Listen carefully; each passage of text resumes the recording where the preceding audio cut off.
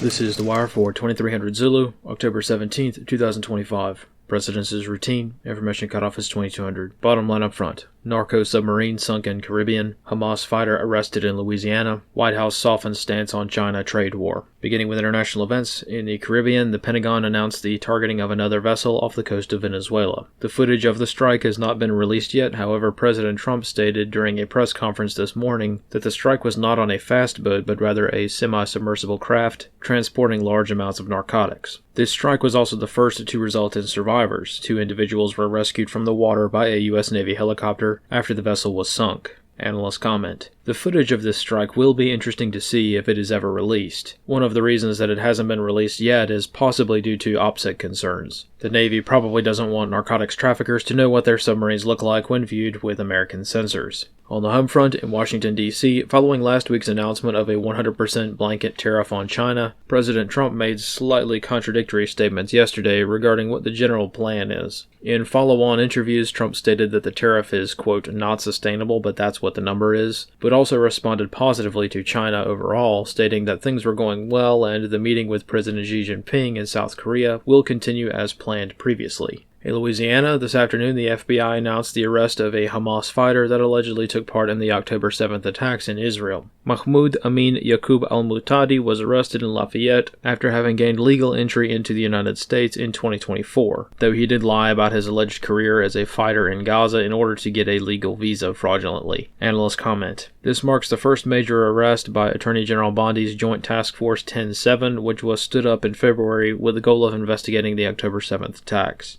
Analyst comments for this wire.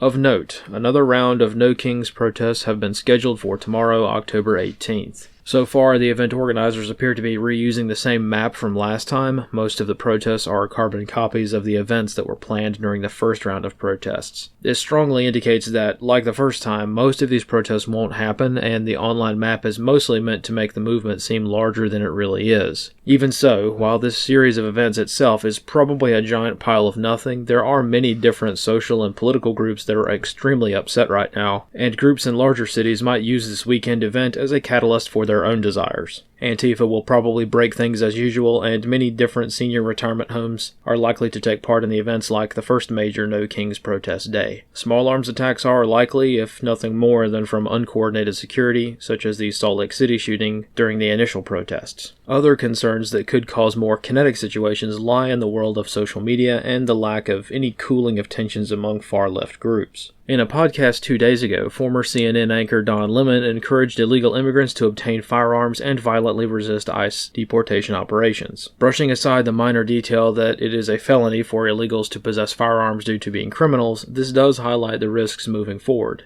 Like it or not, people do indeed listen to influencers on the political left and right. When an issue as vitriolic as illegal immigration comes on the scene, the potential is high for lone wolf attacks to be carried out by some mentally ill individual who listened to the internet. The recent sniper attack on the ICE facility in Dallas is evidence of this, and the countless vehicle ramming attacks carried out by mentally unstable individuals points to the sheer number of people who are interested in carrying out further violence. Right now, there are almost zero indicators that this risk will be reduced, and most people encouraging these attacks, as well as those carrying out the attacks themselves, have shown no interest whatsoever in toning things down. This concludes The Wire for 2300 Zulu, October 17th, 2025.